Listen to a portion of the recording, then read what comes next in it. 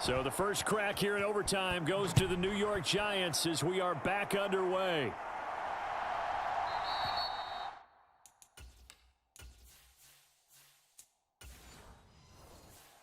And no return here to begin the overtime session. That'll be a touchback. And New York set to take the field. And everyone knows the OT rules, Charles, but pretty simple formula. They go down and get a field goal, we continue play, but if they can find the end zone on this possession, ball game over. And as meticulously as all teams plan for a game, I don't doubt for a second on that offense coordinator's play sheet, he's got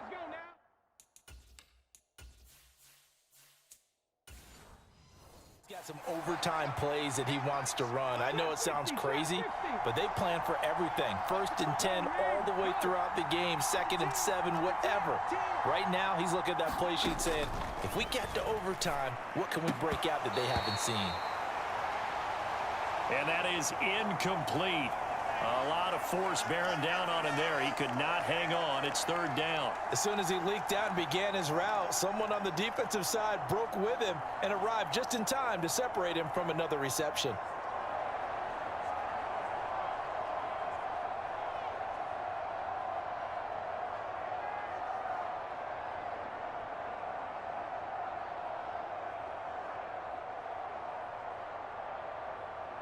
So a big play in this opening drive of overtime. Now looking at a 3rd and 3. Looking to throw. Hooker. He finds his man. Complete. That's Warren.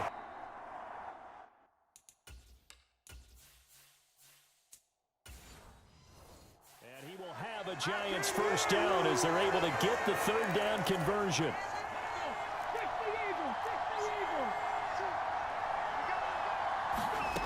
Back to throw. Hooker. This is Fant on the short completion. So the completion good for just 3. And it'll be 2nd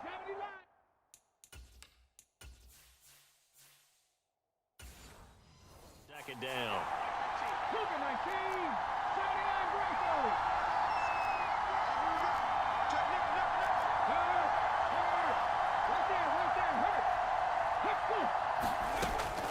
They'll stick with the passing game as he looks to throw. Flush to his right. Looking right sideline, that's complete. And he takes this just a few yards shy of the red zone before going out.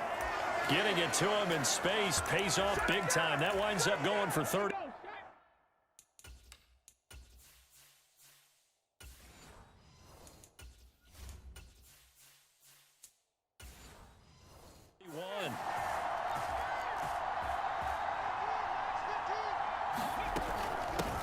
On 1st down, right. 98 yards on the ground for him so far. And I know you, with every carry, especially in overtime, you're just saying, if you're that ball carrier, hold on to the football. Hold on to it, protect it, but not necessarily settling, because you're trying to get to the end zone. You're trying to end the game right here. And I know the defensive guys poking, clawing, raking, trying to knock the ball free and protect their end zone. Yeah, like you alluded to, especially this part of the field. And brought down, but not before they get it inside the 10 to the 7. It's a 10-yard gain there to set him up 1st and goal. Boy, where would these guys be without his performance on the ground? That puts him over 100 yards now for the afternoon, and I tell you, he seems to be getting stronger as the day goes along.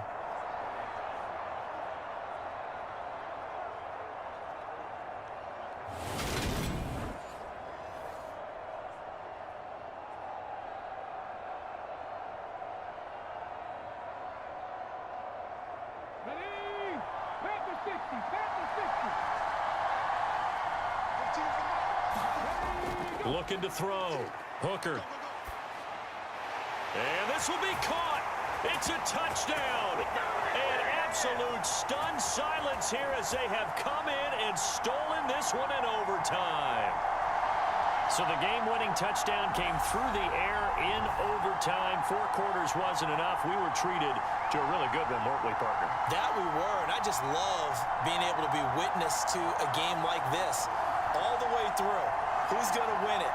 What, we're getting overtime? Great for us. A lot of tension on the field, very tough. Not a surprise it ended with a passing touchdown. That's the way we play in the NFL, but the execution was pretty darn good. Extra point right down the middle, and they will take a 7-point lead.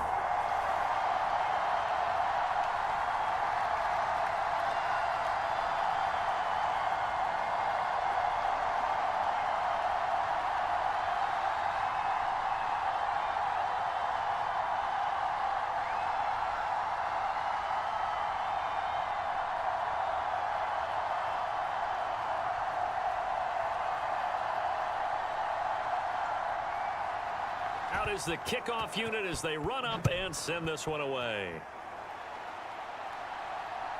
From a yard or two deep, here comes a return. And they'll get him down right at the 25-yard line, so the same result, had he opted for the touchback. Cincinnati now ready to take the field. And last time they got 3 points, but it was a chip shot field goal. And when you go to the sideline after a chip shot field goal, maybe the offense not too happy. It's a balancing act, isn't it? Because you're exactly right. They're none too pleased that they didn't punch it in for 6 points. But they also have to remember they did put points on the board. 3 points is 3 points. And in this league, you take points when you can get them. Not easily done.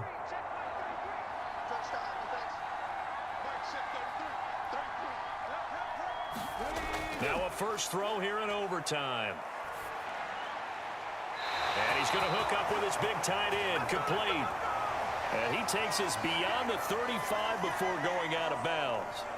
Nice way to start the drive, a gain of 12 and a first down. Charles, you get into these overtime situations, that's not a bad guy to dial into. Well, when you have to have plays, especially in a spot as you just described, we're in OT, you've got to go to the guys you can trust and you know are going to make the plays. Well, they say it's not the X's and the O's, it's the Jimmies and the Joes.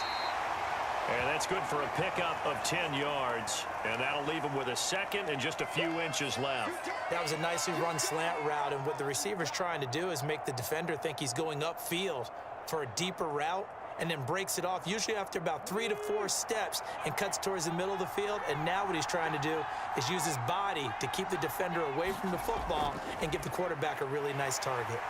Looking for a seam, but finding none. He'll get back to the line of scrimmage, and that's it.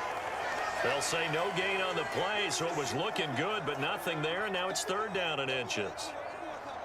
Well done to sniff that out defensively. He had it diagnosed pretty quickly. I love that description because diagnosed is perfect on that one. Read his keys, made the play, and he couldn't even get going moving the football. On 3rd and short, they'll try and pick it up through the air. No, they would have gotten the conversion if he could hold on. Instead, the drop means it'll be 4th down. Partner, a lot of people think the tight end's a safety valve position, but I think in situations like this, he's often a primary receiver, and they missed an opportunity there. Yeah, missed an opportunity indeed to pick up the first.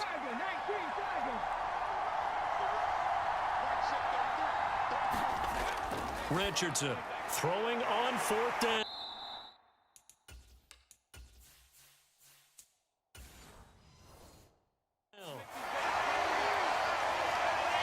Give them credit. They knew what they wanted to dial up on 4th. They executed it for 9 yards, and the offense stays out there.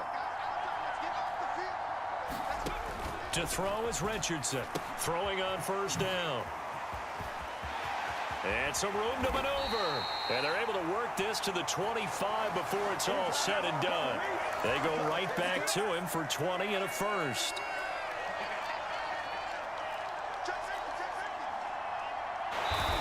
One back in the backfield, he'll get the carry. And this time they were ready for him.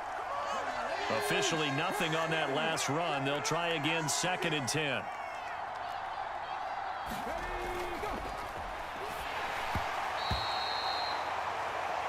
Back to throw. Richardson. It's been a pretty long drive. This will be play number 9. And they need 10 yards out of it on 3rd. Oh, the ball comes out on the hit, but they'll say it's incomplete. Well, how about the coverage we just saw him break out on 3rd down? Dime defense, blanketed.